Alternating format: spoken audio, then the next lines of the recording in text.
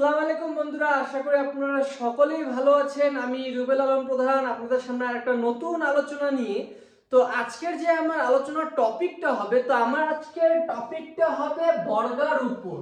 তো বর্গা, বর্গাটা হচ্ছে কি জমির বর্গা। আপনার জমির বর্গার উপর আজকে করব আমি আলোচনা। তো এটার একটা আমি আপনাদের সাথে একটা বাস্তব ঘটনা শেয়ার করব, যেটা আমার সাথে ধরে নেন এক সপ্তাহ হচ্ছে ওনারা আমার সাথে যোগাযোগ করেছেন। এবার যারা যোগাযোগ করেছেন ওনারা হচ্ছেন মালবাজার, ওনার বাড়ি হচ্ছে তেশিমোলা। এবার আমি সেখানকারই তেশিমোলার। উনি আমার আলোচনা শুনে উনি আমার সাথে যোগাযোগ করেন এবং ওনার যে ঘটনাটাই আমি আপনাদের সামনে তুলে ধরবো, যে জমির বর্গাটা কি এবং ওখানে কি সমস্যাটা হয়েছে। এবার আপনাদের সাথে আমি আগে আলোচনা করবো জমির বর্গাটা কি। বর্গাটা হলো যারা জমি আধি করেন। ধরে নেন একটা জমি আছে, এই জমিটা একজন অনেক বছর ধরে আধি হিসাবে চাষ করেন, আধিয়ার ছিলেন। এবার এখানে যদি আপনার 5 বিঘা জমি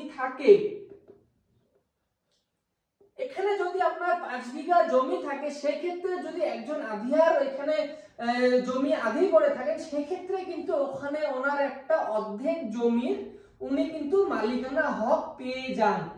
এই জমিটা কিন্তু বর্গার হয়ে যায় যখন এই জমির মালিক এনাকে এখান থেকে সরাবেন অথবা ওনার বাকি অংশটুকু বিক্রি করবেন। তো এটা বর্গা। এবার আমি যেটা আপনাদেরকে বললাম, আমার মালবাজার তেশিমোলার ঘটনা।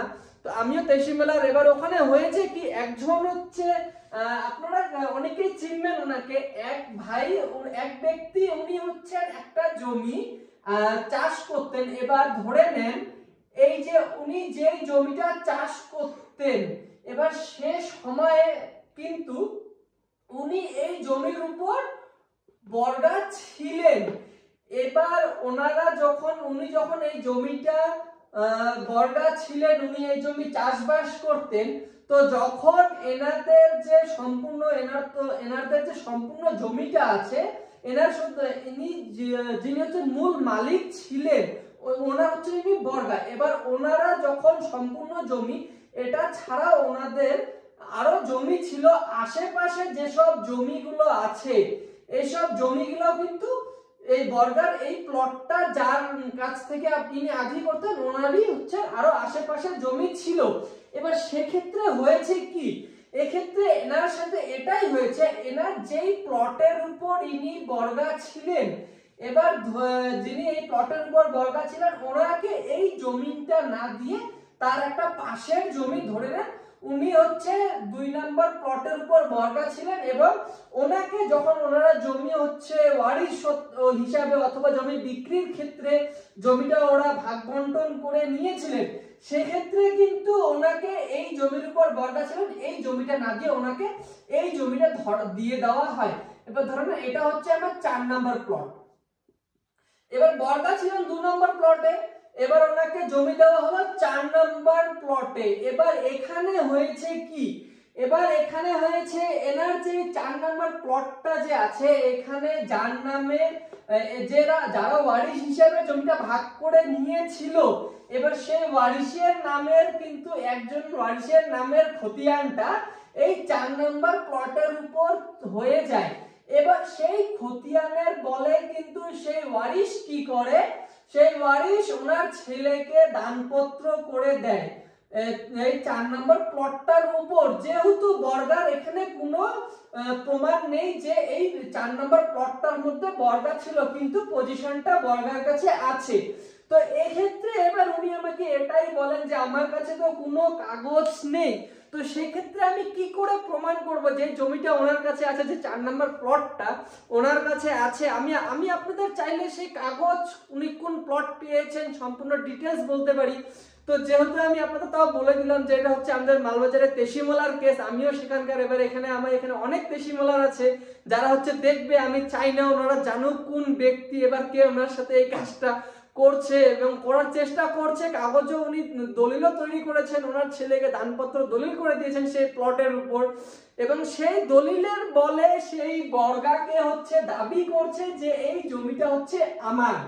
কিন্তু ভাই এখানে যেটা দেখা যাচ্ছে সমস্ত কাগজ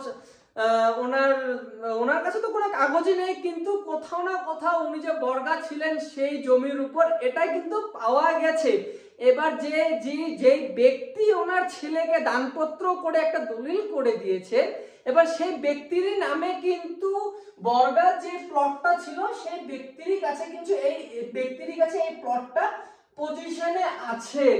তো এখানে হচ্ছে একটা বিষয়, এবার এই ব্যক্তি যদি কোনোদিনও সেই বর্গার ওই জমি ক্লেম করতে যায় তো সেক্ষেত্রে কিন্তু এনারই লস হবেন, কারণ বর্গা যে জমিটার যে প্লটের উপর বর্গা ছিলেন সেখানে কিন্তু জমির পরিমাণটা ছিল বেশি।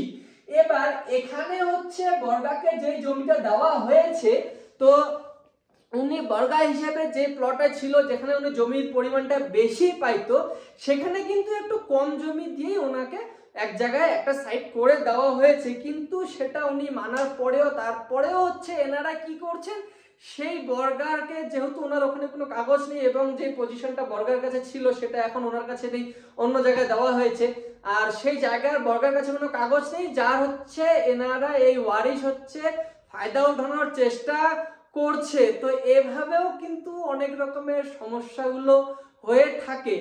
এবার আমরা আরেকটা জিনিস সবসময় মনে রাখবো, আমরা যখন বর্গাকে কোনো জমি ভাগ দেব, ধরে নেন আমি এই জমিটার উপর আমার 2 নম্বর প্লটের উপর বর্গা আছে, এবার আমি বর্গাকে যে জমিটা ভাগ দেব অথবা এর পরিবর্তে যদি আমি অন্য কোনো জমি ভাগ দিয়ে থাকি তো সেই ক্ষেত্রে কিন্তু বর্গার সাথে অবশ্যই একটা লেখাপড়ি করে নিতে হবে যে আমি আমার যে বর্গাদার ছিলেন এই প্লটের উপর এই বর্গাদারকে আমি এই অংশটা ওনার এই ভাগটা ওনাকে দিয়ে দিলাম।